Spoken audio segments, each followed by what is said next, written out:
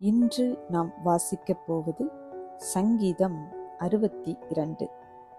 தேவனையே நோக்கி என் ஆத்துமா அமர்ந்திருக்கிறது, அவரால் என் இரட்சிப்பு வரும். அவரே என் கன்மலையும் என் இரட்சிப்பும், என் உயர்ந்த அடைக்கலமும் ஆனவர். நான் அதிகமாய் அசைக்கப்படுவதில்லை. நீங்கள் எதுவரைக்கும் ஒரு மனுஷனுக்கு தீங்கு செய்ய நினைப்பீர்கள்? நீங்கள் அனைவரும் சங்கரிக்கப்படுவீர்கள். சாய்ந்த மதிலுக்கும் இடிந்த சுவருக்கும் ஒப்பாவீர்கள். அவனுடைய மேன்மையிலிருந்து அவனை தள்ளும்படிக்கே அவர்கள் ஆலோசனை பண்ணி அபத்தம் பேச விரும்புகிறார்கள். தங்கள் வாயினால் ஆசீர்வதித்து தங்கள் உள்ளத்தில் சபிக்கிறார்கள். என் ஆத்துமாவே, தேவனையே நோக்கி அமர்ந்திரு. நான் நம்புகிறது அவராலே வரும். அவரே என் கன்மலையும் என் இரட்சிப்பும், என் உயர்ந்த அடைக்கலமுமானவர். நான் அசைக்கப்படுவதில்லை. என் இரட்சிப்பும் என் மகிமையும் தேவனிடத்தில் இருக்கிறது.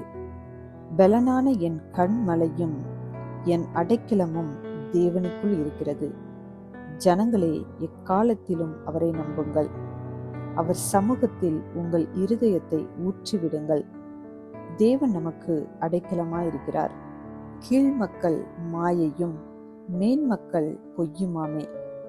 தராசிலே வைக்கப்பட்டால் அவர்கள் எல்லாரும் மாயையிலும் லேசானவர்கள். கொடுமையை நம்பாதிருங்கள், கொள்ளையினால் பெருமை பாராட்டாதிருங்கள். ஐஸ்வர்யம் விருத்தியானால் இருதயத்தை அதன் மேல் வைக்காதேயுங்கள். தேவன் ஒரு தரம் விளம்பினார், 2 தரம் கேட்டிருக்கிறேன். வல்லமை தேவனுடையது என்பதே, கிருபையும் உம்முடையது ஆண்டவரே. தேவரீர் அவ்வனவன் செய்கைக்கு தக்கதாக பலனளிக்கிறீர். இந்த வீடியோ உங்களுக்கு பிடித்திருந்தால் லைக் பண்ணுங்கள், உங்கள் ஃப்ரெண்ட்ஸுக்கு ஷேர் பண்ணுங்கள். இன்னும் நம்ம சேனலை சப்ஸ்கிரைப் பண்ணலைன்னா மறக்காமல் சப்ஸ்கிரைப் பண்ணுங்கள். சைடில் இருக்கிற பெல் ஐக்கானை ப்ரெஸ் பண்ணுங்கள்.